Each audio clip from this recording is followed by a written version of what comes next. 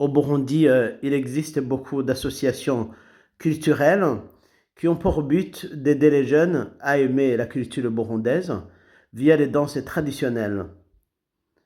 Les danses traditionnelles jouent un rôle essentiel dans la préservation de l'identité culturelle burundaise, avec la finalité de transmettre des connaissances, des valeurs et des traditions. Les danses burundaises symbolisent l'énergie de la jeunesse et l'esprit de compétition. Elles renforcent aussi le tissu social. Mes chers amis, je vous invite à suivre ces vidéos qui mettent en évidence ce que je viens de dire et de vous abonner s'il vous plaît et de partager. Merci beaucoup.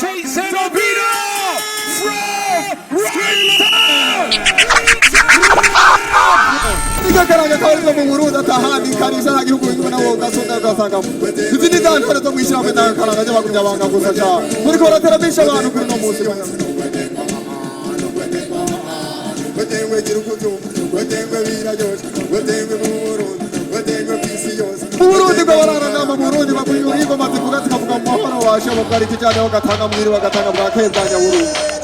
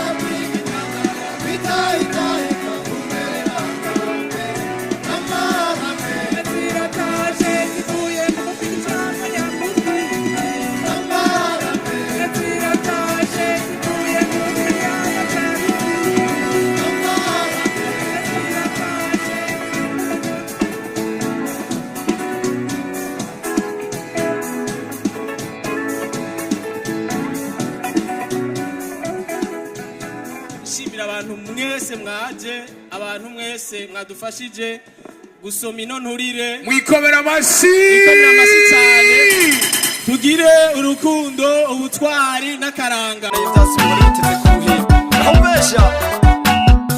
nagira yemwe mbayagire mu bisomane byasonga aramarara kuzura inka zigera impeshyi zikagisha zigera agatasi zikagishuka yemwe nko mu inka